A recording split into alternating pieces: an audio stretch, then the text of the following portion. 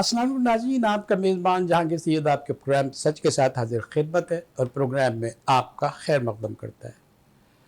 नाज़रीन, हमारे प्रोग्राम का फॉर्मेट ये है कि हम इख्तिसासी शोबे से इख्तिसासी शख्सियत का इंतखाब करते हैं, अपने स्टूडियो में मदऊ करते हैं।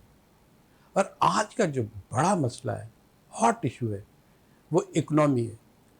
इक़्तिसादियत, इकनॉमी के लिहाज से जो मसाइल हैं वो बहुत सारे सेक्टर्स को जो है वो मुतासिर करते हैं। सियासत उससे मुतासिर होती है, तिजारत उससे मुतासिर होती है। कौन सा शोबा है जो इक़्तिसादी ज़ुमरे में नहीं आता? हमारे साथ जो है वो मारूफ इकनॉमिक्स मौजूद हैं, शाहिद अली साहब मौजूद हैं। पहले भी हमने मदऊ किया और हमने वो सवालात रखे जो आपके जहनों में होते हैं और आप समझना चाहते हैं। ये मौका भी हमने गनीमत जाना कि हम आज बुलाएं और वो तमाम सवालात करें जो आज हॉट इशू के तौर पर हमें जिनका सामना है। शाहिद साहब, मैं आपका खैर मकदम करता हूँ प्रोग्राम में। पहले बड़े अच्छा हमारे साथ आपने प्रोग्राम किया। आज ये है, पहला सवाल तो हमारा ये है कि हमारी इक़्तिसादी हालत बज़ाहिर चंद दिनों से, चंद हफ्तों से बेहतर होती नज़र आ रही है। क्या ये वाकई है या जो है कोई बबल है, वक्त के साथ नज़र आ रहा है और वक्त के साथ जल्दी फूट जाएगा और फिर हकीकत हमारे सामने आ जाएगी कि ये तमाशा क्या है? बिस्मिल्लाहिर्रहमानिर्रहीम।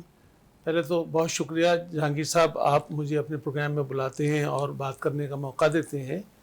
तो जो आपने बात कही है कि जो अभी फ़िलहाल जो इस हुकूमत ने, जो निगरां हुकूमत है, इन्होंने जो इक़दामात उठाए हैं और जो इस्लाहात की हैं, उसका पॉजिटिव रिज़ल्ट तो आया है।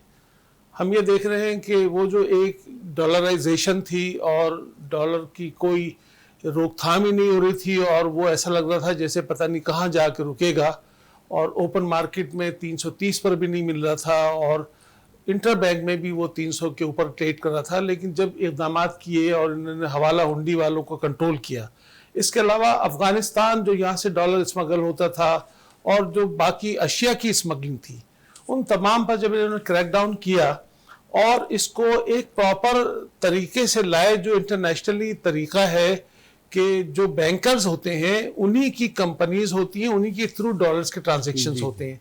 हर आदमी अपनी दुकान खोल के बैठा हो, डॉलर एक्सचेंज कर रहा हो, मनी चेंजिंग का काम कर रहा हो। ये शायद सऊदी अरब और यूएई में तो चलता है, लेकिन दुनिया में और कहीं ये मॉडल नहीं चलता। तो पाकिस्तान में इसके बड़े बुरे असरात थे। सऊदी अरब और यूएई में क्यों चलता है? उसकी वजह ये कि वहाँ टूरिज्म काफ़ी ज़्यादा है और दूसरी बात यह है कि वहाँ पर चीज़ें कंट्रोल में है, लिहाजा वो इसको कंट्रोल कर पाते हैं। उनकी आबादी भी इतनी ज़्यादा नहीं है। हमारा मुल्क में चूँकि एक तो अपने मुल्क की आबादी बहुत है, ऊपर से हमारे यहाँ अफ़गान रेफ्यूजीज़ भी आए हुए हैं और दूसरे ममालिक के लोग भी आए हुए हैं, तो इसलिए हमें इसको कंट्रोल करना ज़रा मुश्किल था। लिहाजा उन्होंने इसको रेगुलाइज करने के लिए कहा कि अब सिर्फ बड़े बैंक जो हैं वो एक्सचेंज कंपनीज कायम करेंगे और उसमें आगे बढ़ के उन्होंने फौरी तौर पे अनाउंसमेंट भी आए। मीज़ान बैंक ने कहा कि वो 10 अरब से एक नई कंपनी अपनी खोलेंगे एक्सचेंज डीलिंग के लिए। इसी तरह और बैंकों ने भी कहा कि हम भी अपने खोलेंगे। तो जब ये रेगुलराइज करने की तरफ गए, तो कंपनी खोलने वाले हैं, तो जब ये रेगुलराइजेशन की तरफ जा रहे हैं, उन्होंने आम जो लोगों ने फ्रेंचाइज दिए थे जब उसको बंद किया, तो वो जो $1 खरीदने की दौड़ लगी थी वो रुक गई और मार्केट में डॉलर की सप्लाई आना शुरू हो गई। अच्छा, ये आपने मुझे ज़रा बता दीजिए, न्यूमेरिकली बता दीजिए उसका ऑर्डर क्या है कि ये डॉलर की अचानक और इतनी मुनज़्ज़म कि रोज़ाना बेचारा ₹1 ही गिरता है, और जो है अगर एक दो दफ़ा तो ऐसा हुआ कि थोड़ा जंप ज़रूर किया तो ऐसे हालत में ये तरतीब क्या है, गिरा क्यों है? ये उसकी कई वजूहात होंगी, एक नहीं होगी कि जो है इंटर मार्केट ने कंट्रोल कर लिए, स्टेट बैंक ने कंट्रोल कर लिया, और भी वजूहात हैं। उसमें स्मगलिंग भी है। नहीं, यकीनन उसमें स्मगलिंग भी है। मैंने जैसे अर्ज़ किया कि जब इन्होंने इसको कहा कि भाई ये रेगुलर मार्केट में अब ट्रेड होगा, इर्रेगुलर मार्केट में नहीं होगा, यहाँ पे कोई ऐसी मार्केट नहीं है कि कोई दुकान खोल के, और लोगों में एक पैनिक क्रिएट हो गया था जैसे डॉलर जो है वो बस बढ़ता ही जाएगा। तो जब उसको कंट्रोल किया गया اور لوگوں کو اس پر کہا گیا کہ بھئی آپ ڈکلیئرڈ جو ہے اماؤنٹ خریدیں گے، تو اس میں یہ ہوتا ہے کہ جو بلیک منی تھی جس سے لوگ ڈالر خرید رہے تھے اور باہر بھی بھیج رہے تھے وہ سب رک گیا. تو اس کی وجہ سے کیا ہوا کہ ڈالر جو ہے وہ مارکیٹ میں لوگوں نے بیچنا شروع کیا بجائے خریدنے کے، تو ریٹ نیچے آنا شروع ہو گیا. اور انٹر بینک میں بھی اس کی وجہ سے پریشر کم ہو گیا. جو افغانستان یہاں سے اسمگل ہو رہا تھا ڈالر وہ بھی رک گیا. تو اس کی وجہ سے آپ سوچیں کہ کہاں یہ سوال بڑا 330 سے الگ 280 سوال میں کرنے جا رہا ہوں. یہ آئے، انہوں نے عزم کا اظہار کیا اور انہوں نے اسٹیپ لیے، انیشیٹ کیا اور نتائج نکلے. اس سے پہلے جو ہیرو حکومتیں تھیں جو 15 سال اور 30 سال یہاں تھیں، انہوں نے ایسا کیوں نہیں کیا؟ یہ ایک غفلت مجرمانہ ہے، اس کو کیا نام دیں گے آپ؟ دیکھیں جہانگیر صاحب، یہ غفلت مجرمانہ کہیں یا ان کے جو یہ پولیٹیکل عزائم ہوتے ہیں، عزائم کیا، یہ تو اور بھی ہینیس کرائم ہے کہ پولیٹیکل عزائم، ممالک کے عزائم سے، ہمارے مفاد سے، ہماری ریاست سے، ہماری مملکت کے مفاد سے ٹکرا رہے ہوں، یہ سیاست کے عزائم ہوتے ہیں. اسی طرح سے تھا نا کہ دیکھیں جو سیاستدان ہوتے ہیں وہ اپنے لوگوں کو خوش کرنا چاہتے ہیں، اس کی وجہ سے بہت ساری چیزوں پہ آنکھیں بند کر لیتے ہیں. ان لوگوں نے چونکہ ہیرو بن کے آ جاتے ہیں. ہاں، یہ ایک الگ مسئلہ ہے. لیکن آپ کو میں ایک بات بتا دوں کہ دیکھیے اس ڈالر کے اثرات مارکیٹ میں بھی نظر آنے لگے ہیں. اب صورتحال یہ ہے کہ چینی کو جب ہم نے اسمگل ہونے سے روکا تو چینی مارکیٹ میں سستی ہو گئی. اسی طرح چاول کے ریٹ نیچے آ گئے. جب ڈالر نیچے آیا تو آپ کو پتہ ہے آئل جو ہے وہ 100 روپے kg کے حساب سے نیچے آ گیا. تو لوگوں میں کانفیڈنس تھوڑا سا بڑھا اور وہ اس کانفیڈنس کی وجہ سے انویسٹر کا کانفیڈنس بھی بڑھا. کمپیریٹیولی جب شروع ہوا یہ ساری، تو اس میں ابھی بھی بہت گنجائش ہے. ایسی ایک خوشنما تصویر ضرور ہوگی کہ 100 روپے کم ہے، لیکن 500 روپے بڑھا ہے. نہیں، یہ بات آپ کی صحیح ہے. اس کی وجوہات ایک تو یہ تھی کہ ہمارے یہاں ڈالر مہنگا ہو گیا تھا، لیکن ساتھ ہی ساتھ انٹرنیشنل مارکیٹ میں بھی اس زمانے میں سپلائی چین ڈسٹرب ہونے سے کمیونٹیز کی پرائس اوپر چلی گئی تھی. اب وہ سپلائی چین تو ٹھیک ہو گئی، ایسا نہیں ہوتا ہے، یہ فائدہ بھی اٹھاتے ہیں. نہیں، یہ بات آپ کی صحیح ہے. ناجائز منافع خوری بہت ہوئی ہے اور ہمیں لگتا ہے کہ اور فردر اس میں قیمتوں میں کمی ہوگی. اور انشاءاللہ اس دفعہ جو ہماری کاٹن کی فصل اچھی ہوئی ہے اس کی وجہ سے بھی استحکام آئے گا، اس لیے کہ ہم نے وہ جو امپورٹ کی تھی، ہمارا امپورٹ بل بھی اس وقت کچھ کم ہو گیا ہے. تو کرنٹ اکاؤنٹ بھی پہلے سے کچھ بہتر بات کرتے ہیں. امپورٹ یہ نا آپ کر رہے ہیں. اب یہ جو کاٹن اگر آپ منگا رہے ہوں گے، آپ کے ملک میں جو ہے پیدا ہو رہی ہے، اس کی پیداوار زیادہ بڑھ رہی ہے، اور آپ یہ کاٹن منگا رہے ہیں، اس میں کوئی کمی نہیں ہے، اس کے والیوم میں کوئی کمی نہیں ہے، اور کوئی منصوبہ نہیں ہے کہ یہ جو ہے امپورٹ نہیں ہوگی. یہ تو نہیں، امپورٹ میں کمی آ گئی ہے. اس سال ابھی کاٹن اتنی امپورٹ نہیں ہوئی، امپورٹ بھی کنٹرولڈ ہے. وہ جو نا انہوں نے بچانے کے لیے ایک پالیسی کے تحت اس کو روکا ہوا ہے، تو کہ ہمارا جو ہے زر مبادلہ خرچ نہ ہو. لیکن ایکسپورٹ بھی تو نہیں، ایکسپورٹ بھی تو بچا سے ہوتی ہے. اگر جب امپورٹ نہیں آ رہی ہوتی تو چیزیں ہم ویلیو ایڈٹ کر کے کہاں پیدا کر پاتے ہیں اور آگے بڑھا سکتے ہیں، انٹرنیشنل مارکیٹ میں ڈال سکتے ہیں. دیکھیں بات یہ ہے کہ پچھلی مرتبہ سیلاب کی وجہ سے ہمارے یہاں صرف 50 لاکھ گاٹھیں پیدا ہوئی تھی، لیکن ابھی تو سیزن چل رہا ہے اور ابھی پکنگ ہو رہی ہے اور کاٹن آ رہی ہے. لیکن ابھی تقریباً کوئی 7 ملین یعنی 70 لاکھ بیل کے قریب جو ہے رپورٹ ہو چکی ہے. اس کا مطلب، اور اس میں سے تقریباً 70 لاکھ ہے اور ابھی 50 لاکھ جو ہے نا. تو اس سال پچھلے سال کی نسبت ہم شاید جیسے پچھلی دفعہ 50 لاکھ بیل ہماری کاٹن کی ہوئی تھی، اس دفعہ شاید 8.5 لاکھ یا 9 لاکھ بیل تک ہم چلے جائیں گے. 50 لاکھ پہلے تھی اور اب شاید ان ایڈیشن آف دی. جی ایگزیکٹلی یہ بات ہے. ٹھیک ہے. تو اس کی وجہ سے ہوگا یہ کہ ہمارا امپورٹ بل کم ہو جائے گا. ہماری کاٹن چونکہ انویسٹر کو سستے دام پہ ملے گی، جو ایکسپورٹر اس کو، اور اس کی وجہ سے یہ ہوگا انشاءاللہ ہماری ٹیکسٹائل کی ایکسپورٹ بھی آپ دیکھیں گے کہ پچھلے سال سے بہتر ہو جائے گی. لیکن ساتھ ہی ساتھ ایک چیلنج اس میں یہ ہے کہ جو ہمارا اصل امپورٹر ہے، جو بائر ہے ہماری یہ جو کاٹن کی جو ہمارے گارمنٹس ہیں، وہ امریکہ ہے. امریکہ میں انفلیشن بڑھ جانے کی وجہ سے وہاں گارمنٹس کی ڈیمانڈ کم ہو گئی ہے. دیکھیں یہ ایک چیلنج آ گیا ہے سامنے. اب شہید صاحب بڑے ادب سے ایک سوال کرتا ہوں کہ جب جنگیں ہوتی ہیں ممالک کے درمیان تو یہ آگ وہاں تک محدود نہیں رہتی ہے، بہت بڑے ایریے کو گھیرتی ہے. یہ جو فلسطین کے ساتھ ظلم ہو رہا ہے، جارحیت ہو رہی ہے، خون خرابہ ہو رہا ہے، ایسا کہہ رہے ہیں مکتب لگا رکھی ہے، کربلا بنا رکھی ہے، ایسے دیکھ کے دل دہلتا ہے. اس کے اثرات کیا ہم بچ جائیں گے؟ کہ یہ آگ وہی محدود رہے گی؟ ہماری اقتصادی حالت پر کیا اثر پڑ سکتا ہے اس کا؟ ہمیں کیا کرنا چاہیے؟ دیکھیے یہ آگ جو ہے اس کو کوئی روک نہیں سکتا اگر یہ پھیل گئی تو.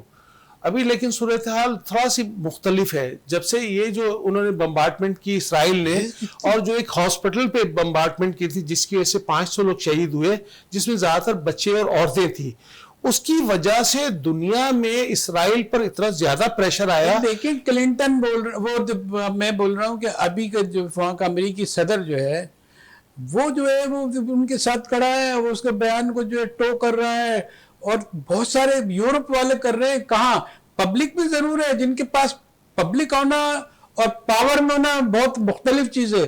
جو پاور ہے ان کا، جو حکومت ہے ان کی، اس کی تو حمایت اسی کے ساتھ ہے. ہم پبلک کو کیا کریں گے؟ بیچارے نعرے لگا کے رہ جاتے ہیں. کیا کریں گے؟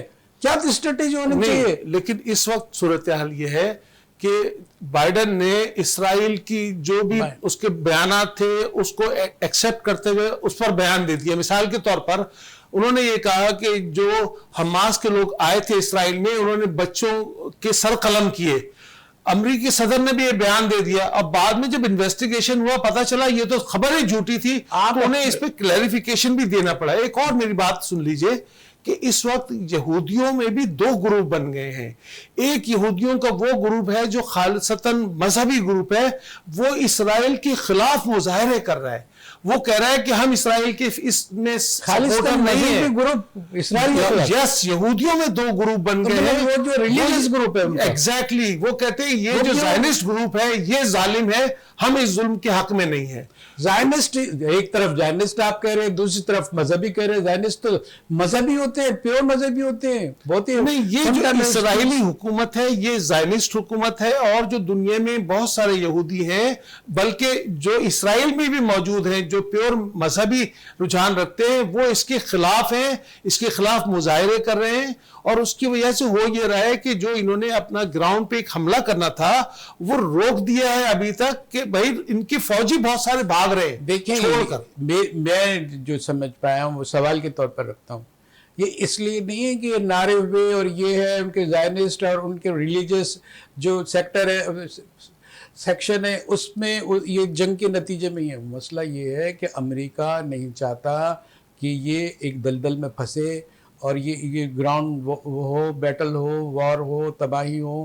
کیونکہ وہ یہ لوگ چاہتے ہیں جو امریکن مخالف قوتیں ہیں کہ کہیں نہ کہیں یہ پھنس جائے، یہ شکنجے میں آ جائے، یہ اپنے ملک سے بہت دور جو ہے جنگ کرتا ہے. اس دفعہ جو ہے اس کا گھر جو ہے اسرائیل ہے، اس پہ بات آ رہی ہے، لہذا وہ پھنسنا بھی نہیں چاہ رہا اور ان کو حمایت بھی کرنا چاہ رہا ہے. مختصر سے میں جواب لوں گا آپ سے، اس کے بعد ہم وقفے پہ جائیں گے. آپ نے 100% صحیح تجزیہ کیا ہے. یہی صورتحال ہے.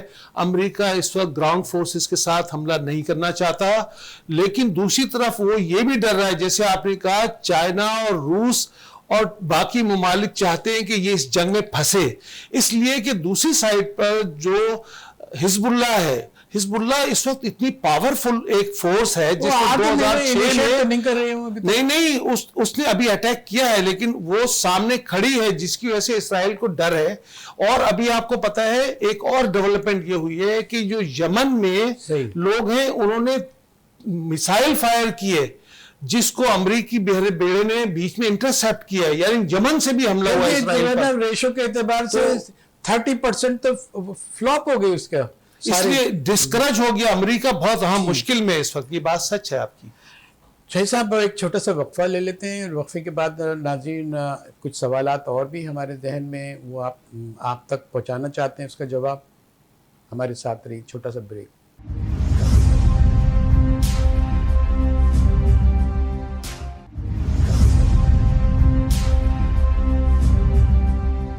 ویلکم بیک ناظرین. دوبارہ پروگرام میں ہم آپ کا خیر مقدم کرتے ہیں. ہمارے ساتھ شاہد علی صاحب موجود ہیں، اکنامکسٹ ہیں، معروف اکنامکسٹ ہیں، اور ہم فائدہ اٹھاتے رہتے ہیں. ہم یہاں مدعو کرتے ہیں، ان سے سوالات رکھتے ہیں اور نت نئے قسم کے زاویوں سے حقائق ہمارے سامنے آتے ہیں، اس کی ہمیں بڑی خوشی رہتی ہے۔ شاہد علی صاحب، ہم یہ چاہیں گے کہ یہ ابھی دیکھیں، ایک طرف تو یہ بھی ہے کہ ہم جو ہے پرائیویٹائز کرنے جا رہے ہیں، نجی سیکٹر میں دینے جا رہے ہیں، پی آئی اے کو یہ کر رہے ہیں، وہ کر رہے ہیں، اور جو ہے آپ کے کتنے 26 ارب جو ہے وہ اس کے اوپر قرض چڑھا ہوا ہے، وہ پھنسا ہوا ہے، اس کو کلیئرنس الگ کرنی ہے، وہ کلیئر نہیں ہوگا، پی ایس او کا اس کا ہے، تو جب تک کہ وہ ادائیگی نہیں ہوگا کون خریدے گا اس کو؟ تو یہ ساری صورتحال کیا ہے؟ اس کا کیوس جان بوجھ کے بنایا گیا ہے کہ کچھ کام بنے نہ بنے پھنسا دیا جائے؟ آپ کیا کہتے ہیں؟ دیکھیں، مسئلہ یہ ہے کہ ایک عرصے سے کوشش کی جا رہی ہے کہ پی آئی اے کو پرائیویٹائز کر دیا جائے، لیکن بہت سارے لوگ اس کے خلاف آوازیں اٹھاتے ہیں اور اس کو نہیں ہونے دیتے۔ لیکن اب یہ بتائیے کہ صورتحال ایسی ہو گئی ہے کہ پی آئی اے جو ہے اپنا فیول بھی نہیں خرید سکتی، اور پی ایس او جو ہے وہ اتنا پھنس گیا ہے کہ اب وہ بغیر پیسوں کے فیول دے نہیں سکتا۔ اس کی وجہ سے اتوار کو پوری آپریشن پی آئی اے کے بند ہو گئے، 56 غیر ملکی پروازیں جو تھی وہ کینسل ہو گئی، اور ٹوٹل 77 پروازیں، جو باقی 26 پروازیں جو لوکل تھیں وہ بھی ساری نہیں ہو سکی۔ اب جب انہوں نے آئی ایم ایف نے ہمیں قرضہ دے رکھا ہے، اور ہم سروائیول کی بات کرتے ہیں کہ آئی ایم کے بعد ہم بہت زندہ ہو گئے ہیں اور جان پکڑ گئے ہیں، اور صورت ہماری اب بھی ایسی نظر آتی ہے۔ اگر آئی ایم ایف ڈیفالٹ کرتے ہیں ہم اس سے، تو ایسی صورتحال نظر آ رہی ہوتی ہے ہمیں۔ تو یہ مسئلہ ہے، ایم ایف یہ کہتا ہے کہ بھئی اپنے اداروں کو آپ ٹھیک کریں، وہاں ریفارمز کریں، یہ جو لاس میکنگ ادارے ہیں یا تو ان کو ٹھیک کریں یا ان کو بیچ دیں۔ ابھی یہاں 26 ارب روپے اس پر چڑھا دیے، اب یا کہاں سے آ گیا؟ اب تو پالیسی بہت کلیئر ہونی چاہیے کہ بھئی یہ کر دیا، جان بچائیں، یہاں پہ اس کا بتائیں گے کیسے سروائیو ہوگا وہ۔ یہ بات آپ کی صحیح ہے، اب سروائیول مشکل ہے، پی آئی اے نہیں کر سکتا نا، اس کو پرائیویٹائز ہی کرنا پڑے گا، بیچنا پڑے گا، یہ پرائیویٹ سیکٹر ہی چلا رہا ہے۔ یہ کہانی کب تک چلتی ہے؟ 10 سال سے ہم سن رہے ہیں کہ اس کو بیچ رہے ہیں۔ اب جو دیکھیے مسئلہ پتہ ہے کیا ہے، ایک اور بھی ایشو ہے، شاید کچھ لوگوں کو یہ بات نہ پسند ہو، کہ ہمارے جو سیاستدان ہیں یا ہمارے بیوروکریٹس ہیں، اس کے علاوہ ہمارے فوجی افسران ہیں، پی آئی اے کے اپنے ملازمین، یہ سب فری میں سفر کرتے ہیں اس پی آئی اے کی وجہ سے۔ اگر یہ پرائیویٹائز ہو گئی تو یہ سب فری میں سفر نہیں کر سکیں گے، تو یہ سارے بھی یہ چاہتے ہیں کہ یہ اس طرح رہے، یہ بھی مزے کرتے رہے، تو وہ مزے تو ختم ہو جائیں گے، پھر مفت میں تو پی آئی اے نہیں ملے گی ان کو سفر کرنے کے لیے۔ گھر کے جہاز بنے ہوئے ہیں نا، ایگزیکٹلی امریکہ میں جیسے نا سامنے گھر کے کھڑا رہتا ہے، تو ان کے لیے بھی سامنے قوم کے پیسوں سے لیے ہوئے جہاز کھڑے ہیں کہ چلیے آپ کہاں جانا ہے، فری چلیے، کھانا بھی فری، رہنا سہنا بھی فری۔ وہ لاجک جو ہوتی ہے، اس کا تو کوئی حل نکلنا چاہیے نا۔ جب آپ بتا رہے ہیں کہ قومی خزانہ کی یہ حالت ہے اور یہ اس کا حل ہے، اور اب یہ تیار بھی نظر آ رہے ہیں، کرتے کچھ نہیں۔ اگر آپ دیکھیں، یقین نہیں ہوتا کہ یہ کر ڈالیں گے، یہ نہیں، اور ہاں بھی جو ہے 10 سال گزار دیتے ہیں، درمیان ہوتے ہیں یہ کھڑے۔ اسی طرح سے ہم نا کئی جگہ پہ پھنسے ہوئے ہیں۔ اب اگر ہم اس طرح اسٹیل مل کو دیکھتے ہیں، آپ یقین کیجئے جو اسٹیل مل کا پروجیکٹ ہے نا، اگر آپ اس کو وزٹ کریں تو جس نے پلان کیا تھا، اس قدر خوبصورت وہ پروجیکٹ پلان کیا گیا تھا، جب یہ 1984 میں آپریشنل ہوئی، رشیا نے کیا تھا نا، جی رشین تھی، ہمارے لوگ اگر کرتے تو اپنے اپنے مفادات میں جو ہے۔ لیکن جہانگیر صاحب میں یہ بتانا چاہ رہا ہوں کہ اس کے ساتھ جو پورا پلان تھا کہ تمام اسٹیل سے ریلیٹڈ انڈسٹری بھی اسی جگہ ہوگی، تو یہ ملک جو ہے وہ بہت ساری چیزیں ایکسپورٹ کر سکے گا، اور ہم بہت ساری امپورٹ جو ہے وہ اس کی جگہ سبسٹیٹیوٹ تیار کر لیں گے۔ لیکن بدقسمتی یہ ہے کہ وہ جو مدر انڈسٹری ہماری تھی اسٹیل مل، جس کو اب 4 یا 5 گنا اور بڑا ہو جانا چاہیے تھا، اس میں ایکسپینشن ہونا چاہیے تھا، وہ بہت بڑی ہے کہ انڈیا میں سب سے بڑی اسٹیل انڈسٹری لگ رہی ہے وہاں، سمجھا، یہ مل لگ رہی ہے جو بنائے گی، بائی پروڈکٹ بھی اس میں ہوں گے، ریلیٹڈ ساری چیزیں اس کے اندر ہوں گی۔ ہم ایسا نہیں کر سکے جبکہ ہمیں کسی اور نے بنا کے دیا تھا، ہم اس کو سنبھال بھی نہیں سکے، اس کے لیے کہ ہم نے اس کو پولیٹیسائز کر دیا۔ ہم نے جو ہے اس میں وہ لوگ ڈال دیے جو ہمیں مدد دیتے کرسی جیتنے میں، تو یہ اب کرسی تو آپ شاید جیت گئے ہوں گے، پھر بھی اب آپ کو کبھی کبھی ہارنی پڑی ہوگی، لیکن ملک کا بٹا بیٹھ گیا۔ اب آپ کیا کہیں گے؟ دیکھیے یہ جو بات ہم کر رہے ہیں کہ بھائی پرائیویٹ سیکٹر جو ہے اسی میں ہی کام چلتا ہے. اس سے پہلے ہماری پوری بینکنگ انڈسٹری کو بھی نیشنلائز کیا گیا تھا. اس زمانے میں 5 بینک ہوتے تھے. ان کا حال دیکھا ہوگا آپ نے کہ کیا بیکار سروس تھی. وہی 5 بینک اب پرائیویٹ سیکٹر میں کام کر رہے ہیں. ان کا معیار سروس کا دیکھیں, ان کے پروفٹس آپ دیکھیں تو آپ حیران رہ جائیں گے, آپ پہچانیں گے نہیں وہی بینک ہے. اچھا, انہی کے مقابلے میں ایک سرکاری بینک نیشنل بینک بھی ہے. آپ جا کے نیشنل بینک میں آج بھی داخل ہوں گے تو آپ کو لگے گا شاید میں پتہ نہیں کسی پرانے کسی ادارے میں آ گیا ہوں. آپ کو لگے گا نہیں کہ یہ اس دور کا بینک ہے. دیہات میں بنا ہوا کوئی بلڈنگ ہے اور جو کام کر رہی ہے. تو مسئلہ یہ ہے کہ یہ ہمارے ہاں جو نیشنلائزیشن کا جو معاملہ ہے یہ ناکام ہو گیا ہے. ہمارے یہاں سرکار نیشنلائزیشن اگر ناکام ہوئی ہے, پرائیویٹائزیشن ناکام ہوئی ہے, تو ابھی جو آج چل رہی ہے آزادی کے ساتھ, تو اب کون سی نیشنلائزیشن کے لیے بہت بھٹو صاحب نے کی تھی, بہت پرانی کہانی ہو گئی, اس کے بعد بھی بڑے صدمے پہنچائے گئے, بڑا لوٹ مار کی گئی ہے, اس کا کوئی حساب نہیں رکھتا. یہ اصل میں مسئلہ یہ ہے کہ ہمارے یہاں جو بیوروکریسی ہے اس میں اتنا زیادہ پولیٹیکل لوگوں کو بھر دیا گیا ہے جو میرٹ پر نہیں آئے. اور ہوتا یہ ہے یہاں پر کہ مطلب جب پولیٹیکل حکومت ہوتی ہے تو آپ یہ سوچئے کہ او جی ڈی سی جو اتنی بڑی ایک ہماری کمپنی ہے, اس کا چیئرمین جو ہے وہ ایک میٹرک پاس آدمی کو لگا دیا گیا. بات بتاتے ہیں ابھی اس کا کیا تعلق اس کام سے؟ تو جب پولیٹیکل فیصلے ہوتے ہیں تو جہانگیر صاحب وہاں پھر ملک کے ادارے تباہ ہو جاتے ہیں. اسی طرح ایک سوال تو آتا ہے جی کہ کیا پولیٹیکل جو ہے وہ جو فورسز ہیں انہوں نے یہ سب کچھ کیا ختم کر دی جائے, پولیٹکس ختم کر دی جائے اس ملک سے؟ نہیں, دیکھیں رول آف لا اگر قائم کیا جائے جو سب کے لیے برابر ہو, جو قانون ہے نا, اصل میں ہماری عدلیہ اتنی کمزور ہے کہ وہ لوگوں پہ ہاتھ نہیں ڈال پاتی. اب اگر عدلیہ مضبوط ہو جائے اب تو نئے پولیٹیکل بھی عدلیہ پر ہم اسی طرح کہتے رہیں گے. اب ایک چیپٹر کلوز کر دیا, ایک ماضی ہو گیا, ایک حال ہو گیا, اور یہ حال جو ہے مستقبل بنانے کی طرف ہے. تو اب زیادہ بہتر عدلیہ سے فیصلوں کی امید ہے, اس لیے کچھ پریکٹس پروسیجر یہ چیزیں آئی ہیں. یہ سوال ہیں, اس پر بھی سوال ہیں, لیکن یہ کہ کہیں نہ کہیں سے تو ہمیں ماضی کو پیچھے چھوڑ کے مستقبل کی طرف قدم بڑھانے کے لیے حال کو تو اپنے ایک سمت میں کرنا ہوگا نا. دیکھیے بالکل صحیح آپ کہہ رہے ہیں, لیکن میں یہ کہہ رہا ہوں کہ جتنے بھی یہ جو ہمارے یہاں کرپشن ہوتی ہے, چاہے وہ پولیٹیشین کرتے ہیں یا بیوروکریٹس کرتے ہیں, اس کی وجہ یہ ہے کہ ہماری جوڈیشری کمزور ہے. یہاں رول آف لا جو ہے نا ایگزسٹ نہیں کرتا. جس ملک میں بھی رول آف لا جب ایگزسٹ کرتا ہے اس ملک میں کرپشن کرنا مشکل ہو جاتی ہے. تو جب یہاں پر لوگوں کو سلیکٹیو انصاف دیا جاتا ہے, چھوٹے آدمی کو پکڑ کے جیل میں ڈال دیتے ہیں, بڑے چور کو چھوڑ دیتے ہیں, تو اس طرح سے تو پھر وہ ملک نہیں چل پاتے. چھوڑیں, یہ بتائیں اس کا حل کیا ہے؟ آج کا اب ایسا ہو گیا, اب تو یہ ڈن والی بات ہے. سب کچھ جو کچھ آپ کے سامنے ایسی گیون سچویشن میں اس کا حل بتائیں کہ ہم اس کو کس طرح جو ہے ہم عدلیہ کو مضبوط کریں اور وہ ایک معیاری عدلیہ کے طور پہ کام کریں اور اس تباہی سے ملک بچ سکے. یہ ہم روتے ہی رہیں گے, یہ ہو گیا, وہ ہو گیا, وہ ہو گیا. بھئی کوئی ویژن دیکھنے والا تو بتائے نا, آپ جیسے لوگ ویژن میں ہم کو آگے کی راہ بتائیں. ہم پھنس چکے ہیں, دلدل میں پھنس چکے ہیں, آپ بتائیں. دیکھیے اس وقت صورتحال جو ہماری پیچیدہ ہے, اس کا حل ایک یہ ہے کہ سارے لوگ سر جوڑ کر بیٹھیں, اختلافات کو بھلائیں, اس میں ادارے بھی شامل ہوں, مفاہمت کریں, معیشت پر, اقتصادیات پر مفاہمت کریں. ابھی کوئی سمجھوتا نہیں ہوگا, سر جوڑ کے وہ بیٹھے اور عدلیہ کو بالکل آزاد کر دیں اور عدلیہ سے کرپشن کا خاتمہ کیا جائے اور آئین اور قانون کو سپریم مانا جائے. جب وہ یہاں پریویل کرے گا تبھی ٹھیک ہو سکتا ہے. اگر سب آپس میں لڑتے رہیں گے تو لڑائی سے تو کوئی حل نکلنے والا نہیں ہے سوائے تباہی کے.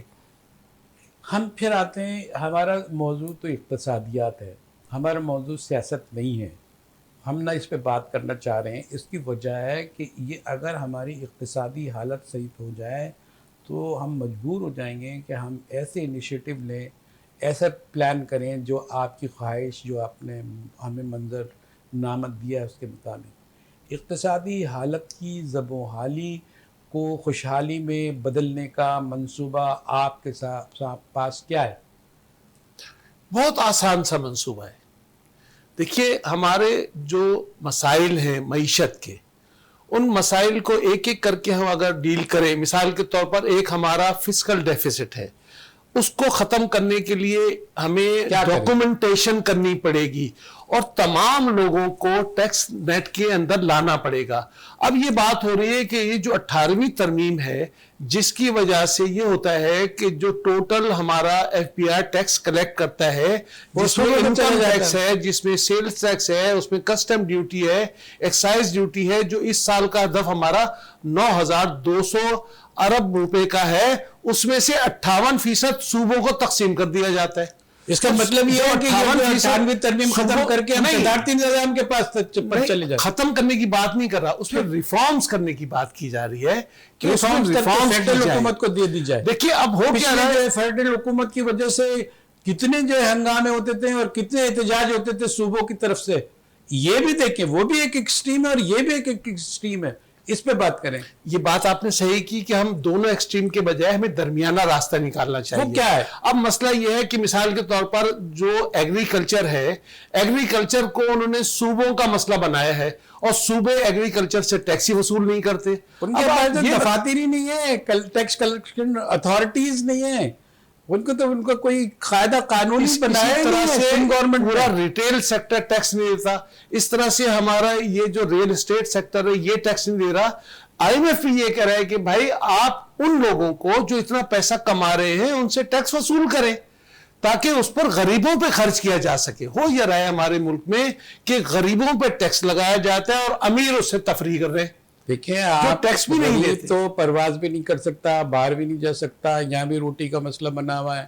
یہ جو امیر ہے یہ تو ساری دولت اپنی باہر لے جاتے ہیں, نئی دنیا بساتے ہیں, ان کی جنت آباد کرتے ہیں یہ, اور اس میں جو ہے وہ بڑے جو بھی کچھ جنت میں فوائد ہو سکتے ہیں وہ اسی دنیا میں لوٹنا چاہتے ہیں. تو اس کا حل بھی تو آپ کو دینا ہوگا. ہاں, تو میں نے جیسے عرض کیا کہ ہمیں فسکل ڈیفیسٹ کو کنٹرول کرنے کے لیے ریفارمز کرنی پڑیں گی, ڈاکومنٹیشن کرنا پڑے گا اور تمام سیکٹرز کو ٹیکس نیٹ میں لانا پڑے گا. تب جا کے ہم جو ہے وہ اپنا جو ٹیکس ٹو جی ڈی پی ریشو جب بڑھائیں گے. دوسری طرف جو کرپشن ہوتی ہے خرچوں میں, جو ان پروڈکٹیو کام ہو رہا ہے, وہ سارے خرچے بند کرنے پڑیں گے. اب آپ یہ مجھے بتائیے کہ اگر فرض کیجئے کہ ایجوکیشن سیکٹر ہے, زراعت ہے, یا اس طرح اور صحت کا شعبہ ہے, جب اس کے پیسے صوبوں کو دیے جاتے ہیں, جب اس کی ذمہ داری صوبے پہ ہے, تو پھر یہ ساری وزارتیں جو ہے یہ وفاق میں کیوں موجود ہیں؟ بھائی ان کا کام ہی نہیں ہے کچھ بھی. تو مطلب یہ کہ ایک کام ہے نہیں, اس کی پوری ایک وزارت موجود ہے. وفاق میں وزارتیں بھی چل رہی ہیں اور ہمارے جو یہاں ہیڈ کوارٹر ہونے چاہیے نا وہ بھی اسلام آباد میں ہے, صوبوں میں نہیں ہے وہ, جبکہ صوبوں میں ان کی اینٹی ہے, ان کا وجود ہے, کچھ یہی اس کا کام ہے, وہ اسلام آباد میں. یہ کچھ اسٹیٹ بینک کا کچھ حصہ جو اسلام آباد پہنچ گیا, جبکہ اسٹیٹ بینک قائد اعظم نے جو اس کا افتتاح کیا تھا کہ یہاں کے وہ کہیں بھائی پہلے تو دارالحکومت یہی تھا. یہ ساری چیزیں آپ یہ بتائیں کہ صورتحال یہ ہے کہ ہم چاروں طرف سے گھرے ہوئے. اگر آپ ایک جواب دیتے ہیں تو اس کا کاؤنٹر جواب یہ ہوتا ہے کہ یہاں بھی مایوسی ہے. اگر آپ دوسرا جواب دیتے ہیں کہتے ہیں یہاں بھی اندھیرا ہے. آپ تیسرا جواب دیتے ہیں کہتے ہیں یہاں بھی روشنی نہیں ہے. اب ایسی حالت میں آپ جیسے لوگوں کو فرض یہ ہے کہ آپ یہ بتائیں کہ اس چکر سے ہم کیسے نکلیں. ہاں, تو میں وہی بات کر رہا تھا. دوسرا ہمارا ایشو جو ہے وہ ہے کرنٹ اکاؤنٹ ڈیفیسٹ, جس کی وجہ سے ہر سال ہماری کرنسی ڈی ویلیو ہوتی رہتی ہے. اب اس حکومت نے اعلان تو کر دیا تھا, مثال کے طور پہ جو ہمارے ابھی موجودہ جو وزیر ہیں صنعت و تجارت کے, کامرس کے, انہوں نے کہا کہ جی ہم اپنی ایکسپورٹ کو 80 ارب پر لے جائیں گے. سوال یہ پیدا ہوتا ہے کہ 80 ارب پہ لے جانے کے لیے سامان بھی تو چاہیے. آپ کے پاس کون سا آئٹم ایسا سرپلس ہے جو آپ دنیا کو بیچ دیں گے تو 80 ارب ڈالر ہو جائیں گے؟ تو بات یہ ہے کہ ہمیں وہ چیزیں بھی تو پیدا کرنی ہے. ہاں, لیکن ایک سیکٹر پہ اس وقت گورنمنٹ نے توجہ دی ہے, وہ ہے آئی ٹی سیکٹر. اس میں ہمارے پاس بہت پوٹینشل ہے. ابھی اس حکومت نے ٹارگٹ رکھا ہے کہ ہم اس کو بڑھا کر 10 ارب ڈالر تک لے جا سکتے ہیں.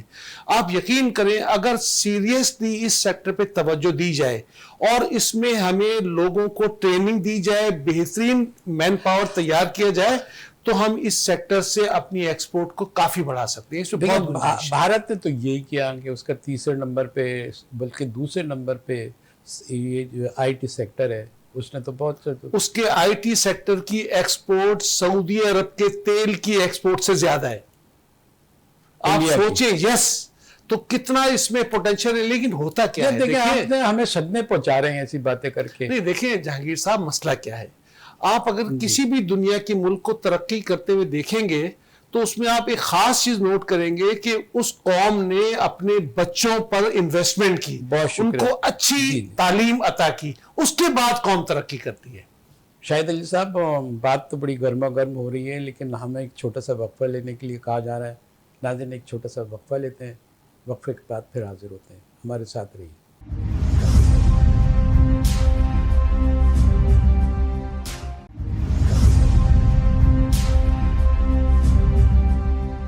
ویلکم بیک ناظرین, پروگرام میں دوبارہ ہم آپ کا خیر مقدم کرتے ہیں. ہمارے ساتھ ماہر اور معروف اکنامکسٹ بیٹھے ہیں, یہاں تشریف فرما ہیں شاہد علی صاحب.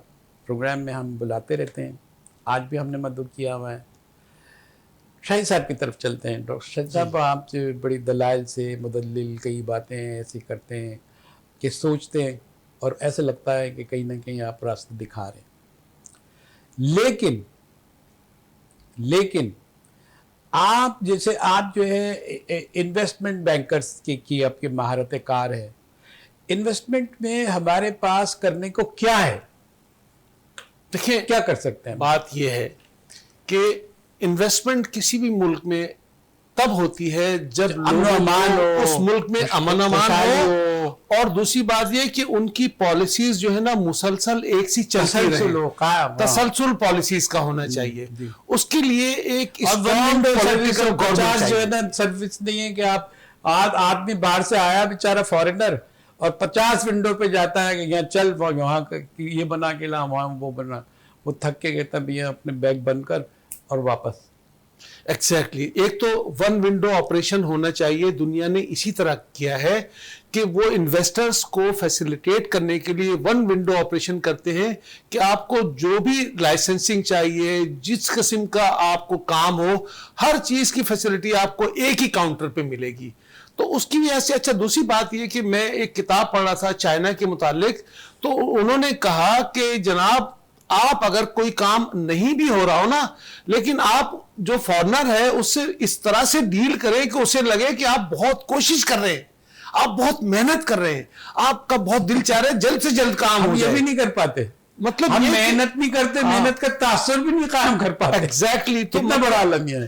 یہاں پہ الٹا ہوتا ہے کہ کوئی آدمی جاتا ہے سرکاری دفتر میں تو اس کو چکر پہ چکر دیے جاتے ہیں, تو وہ پریشان ہو جاتا ہے. دیکھیں ایک بات, یہ سوال یہ 10 سال سے پتہ نہیں کب سے میں بھی یہی بات کر رہا ہوں اور آپ بھی یہی جواب دے رہے ہیں. یہ بتائیں کہ یہ جو صورتحال ہے یہ بدل کیوں نہیں رہی, اس میں کیا مسئلہ ہے, کون لوگ ہیں جو ہمیں تباہی اور بربادی کے کنارے پہ کھڑا کر کے بربادی کے گڑھے میں ڈالنا چاہتے ہیں؟ دیکھیں میں آپ کو پہلے ہی جیسے کہہ رہا تھا, جہاں ہم نے پچھلی بات ختم کی تھی بریک سے پہلے, کہ قومیں جب ترقی کرتی ہیں جب وہ اپنے جو افرادی قوت ہے اس پہ انویسٹمنٹ کرتی ہے. آپ مجھے بتائیں کہ اگر ہمارے پاس بہترین افرادی قوت ہو, وہ ملک میں کام کرے گی تو بھی اچھا کرے گی. اب اگر وہ ملک سے باہر جاتی ہے, مثال کے طور پر ایک آدمی جو انجینئر ہے, ڈاکٹر ہے, چارٹرڈ اکاؤنٹنٹ ہے, انویسٹمنٹ بینکر ہے, جب وہ کسی باہر کے ملک میں جاتا ہے, فرض کرو کہ وہ دبئی جاتا ہے یا مڈل ایسٹ, اس کی تنخواہ 30 سے 35 ہزار ریال ہوتی ہے. لیکن جب آپ ایک مزدور کو بھیجتے ہیں وہ 1500 ریال پہ 2000 ریال پہ کام کرتا ہے. اس کا مطلب یہ ہوا کہ ایک اچھا تعلیم یافتہ آدمی, ایک ہنرمند آدمی 10-15 آدمیوں کے برابر اکیلا کماتا ہے. تو آپ یہ دیکھیے کہ جو انڈیا کے لوگ جو باہر گئے ہیں وہ چونکہ زیادہ قابلیت میں ہم سے آگے ہیں, اس لیے وہ مختلف دنیا کے بڑے بڑے اداروں کے CEO لگ گئے. اب اگر وہ پیسہ انڈیا کو بھیجیں گے تو آپ سوچیں وہ کتنی زیادہ ریمیٹنس ہوگی. ہمارے لوگ جب جاتے ہیں ہمارے تعداد میں زیادہ ہیں, لیکن وہ بیچارے جاتے کس کام میں, کوئی مستری ہے, کوئی مزدور ہے, کوئی وہاں جھاڑو دے رہا ہے, کوئی وہاں پہ سیلز مین بنا ہوا ہے. تو کبھی ایسے نہیں ہو سکتا جب تک ہم اپنی افرادی قوت پہ انویسٹمنٹ نہیں کریں گے، تعلیم کے معیار کو ٹھیک نہیں کریں گے، تب تک یہ کام نہیں ہو سکتا. آپ نے ایک منظرنامہ پیش کیا، اب سنیں کہ ہم لوگ کیا کر رہے ہیں. ہم ایک غریب بستی بنا رہے ہیں، عمرہ کو باہر بھیج رہے ہیں، باصلاحیت کو ڈرین کر رہے ہیں، صلاحیتوں کو سیلاب جا رہا ہے ہمارا باہر.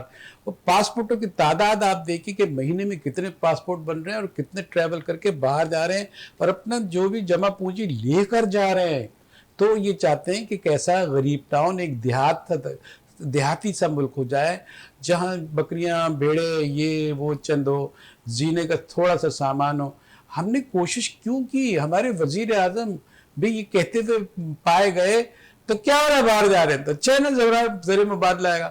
زر مبادلہ آئے گا تو آپ کے پاس یہاں بھی تو صلاحیتیں ہونی چاہیے جو اس کا بہتر استعمال کر کے اس کو بلڈ کرے، کانسٹیٹیوٹ کرے.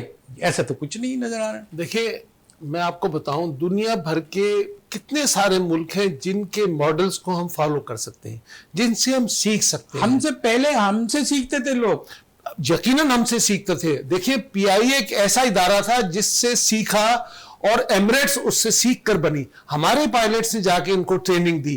تو ایسی بات نہیں ہے کہ ہماری قوم میں شعور نہیں ہے یا ان میں قابلیت نہیں ہے یا ذہانت نہیں ہے، مارا جا رہا ہے، لیکن کیا جا رہا ہے ان کے ٹیلنٹ کو نا یہاں پر استعمال ہونے کا موقع نہیں ملتا. کیوں؟ اس لیے وہ بیچارے باہر جاتے ہیں. سب سے بڑا کوشچن مارک ہے کیوں ایسے کیسے؟ ہمارا بھی تو ملک ہے، ہم بھی تو عزت دار شہری ہو سکتے ہیں. ہمارے ساتھ کیوں کیا جا رہا ہے؟ کون کر رہا ہے؟ کہ ہمیں ہمت ہے کہ ہم یہ بتا سکیں کہ ہمارے ساتھ اندر سے کیا کھیل کھیلا جا رہا ہے؟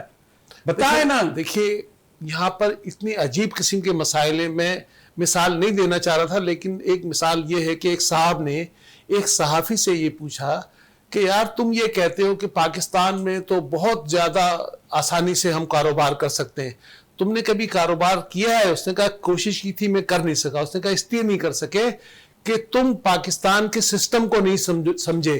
پاکستان میں تم ایک دکان کھول کے بیٹھو، 25 ایجنسیاں آ جائیں گی تمہارے پاس، اور جب تک تم ان سب کو جیبیں نہیں دیں گے تو جہاں پر ایسا سسٹم ہو کہ کاروبار کرنا، چھوٹا سا کاروبار کرنا بھی مشکل بجلی والے مہنگی بجلی کیسے بتائے آپ ترقی ہو سکتی ہے؟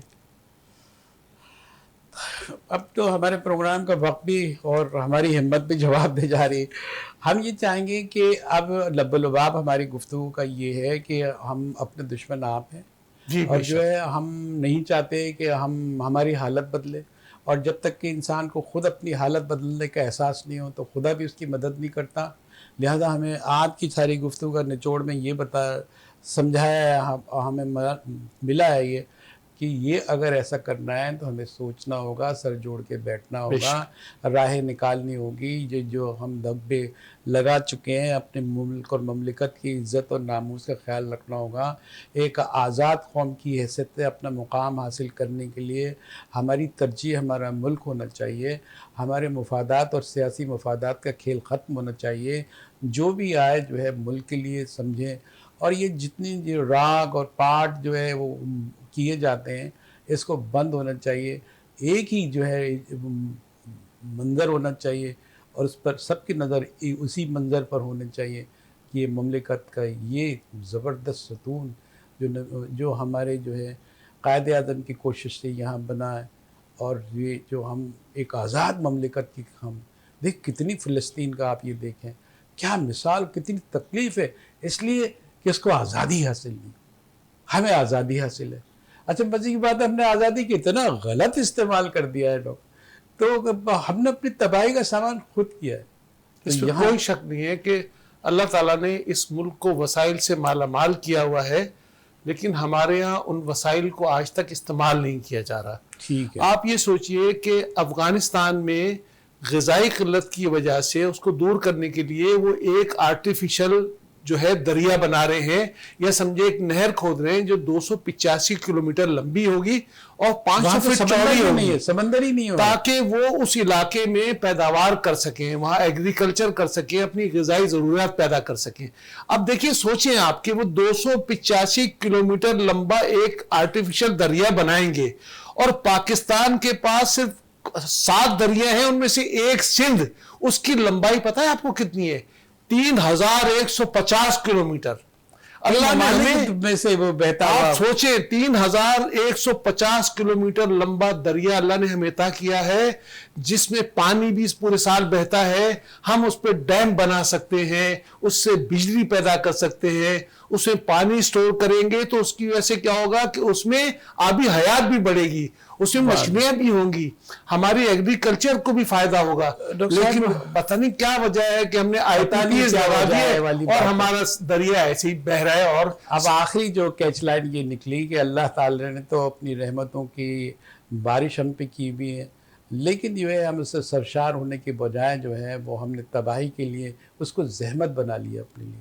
हम सोचे अल्लाह की नेमत की जब कदर नहीं करेंगे तो अल्लाह हमारी कदर क्यों करेगा। ये एक ऐसा अलमिया है, अगर हमने इसको सही नहीं समझा तो इससे बड़े अलमिया जन्म ले सकते हैं। हमारे मुँह में खाक, हमारे ममलिकत, हमारा मुल्क, हमारे लोग जो है खुशहाल रहें और महफूज रहें। अल्लाह हमारी दुआ को कबूल करें। वक्त दुआ है वाली बात है। नाज़रीन, अपने मेज़बान जहांगीर सैयद को, हमारे मुअज़्ज़ज़ मेहमान शाहिद अली साहब जो इकनॉमिक्स्ट हैं, मारूफ इकनॉमिक्स्ट हैं, उनके साथ इजाज़त दीजिए। अल्लाह हाफ़िज़।